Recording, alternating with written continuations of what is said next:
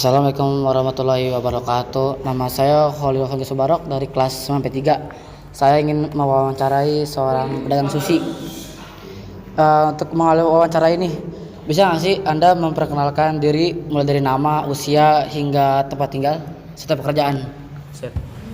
Nama saya Raditya Tromeko dan juga usia saya 14 tahun dan juga apa tadi? Tempat tinggal. Tempat tinggal saya di Hakit, Boy. Dan juga pekerjaan saya adalah sebagai tukang apa ya? Buat sushi. Kalau boleh tahu, sejak kapan sih Anda udah mulai berjualan sushi ini dan apa sih alasannya? Dari tahun 2011 saya udah jualan. Dan alasannya apa? Karena saya lihat banyak orang yang ingin makan makanan seperti makanan pokok yaitu nasi, tapi banyak yang nggak sempet untuk makan nasi tersebut karena mereka juga sibuk. Jadi saya berinovasi untuk membuat kedai sushi yang berdekatan. Oke, kalau boleh tahu nih, ya, bagaimana proses pembuatan dari sushi yang Anda jual itu? Proses pembuatannya, jadi pembuatannya itu ya seperti teknik sushi biasa, tapi kita sedikit menambahkan inovasi dan juga sebagai kreasi dikit seperti gambar-gambar. Kayak misalnya sushinya itu dibuat kayak gambar mata Doraemon lah, banyak SpongeBob ada lah. Oke, misalnya nih, tiba-tiba terjadi perubahan harga pokok bahan dagangan. Apakah Anda juga bakal merubah harganya untuk menyesuaikan dengan harga bahan pokoknya?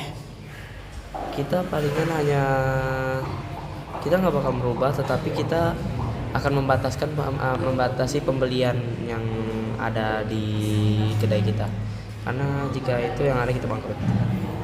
Oke, ada pertanyaan lagi, yaitu berapa jam sih Anda berjualan sushi ini dalam sehari, dan biasanya per hari itu bisa dapat berapa porsi yang terjual? Dari jam perjualanan kita hanya jualan dari 2-3 jaman, kita cuma jualan 2-3 jaman doang. Dan kalau bisa ditanya, porsi itu bisa habis 101 lebih. Oke, lumayan banyak ya. Dan kalau boleh tahu juga nih, berapa sih omset atau pendapatan rata-rata per hari atau per bulannya aja deh? Per bulannya itu bisa 5,9 juta. Dan juga omsetnya itu berapa ya? Saya kurang ngitung sih, tapi udah 3 juta lebih lah. Oke, lumayan ya ternyata. Oke. Apa sih penyebab munculnya kendala nih? Ada masalah apa aja selama Anda berjualan sushi? Ya tentunya dari rasa. Kebanyakan kita ada kadang, jika kita ada salah, kadang pelanggan juga tidak puas. Makanya jadi kita ada dari pelanggan ada yang nggak puas, dan juga ada cara kinerja kita yang kurang baik dalam melayani pelanggan. Oke, ada masalahnya juga ya. Dan boleh nggak sih diceritain apa aja yang Anda enjoy, Anda suka dari berjualan sushi, dan apa aja yang menurut Anda agak ya bikin gak senang hati lah? Yang agak senang. Jadi yang buat kita agak senang itu ya kepuasan pelanggan aja dalam menikmati sushi kita, dan juga kita bisa membuat hati pelanggan itu ceria, dan juga kita dapat menghasilkan uang yang ya jumlahnya itu ya lumayan lah per hari. Oke. Pernah nggak sih Anda merasa ingin berjualan produk lain selain sushi? Pernah nggak tuh? Dulu pernah. Sebenarnya saya mau jualan dulu sebenarnya apa ya? Maunya dimsum, tapi karena dimsum itu banyak pekerja saya yang tidak bisa, jadi ternyata karyawan saya itu banyak yang bisanya cuma sushi. Jadi kita membuat kedainya jadinya sushi aja. Oke, menarik. Bisa nggak sih Anda bagiin tips and trick buat berdagang sushi itu apa aja? Yang paling pertama itu mah kita beribadah terus, dan juga yang kedua itu kita jangan pernah negative thinking, dan juga harus tetap berpikir positif.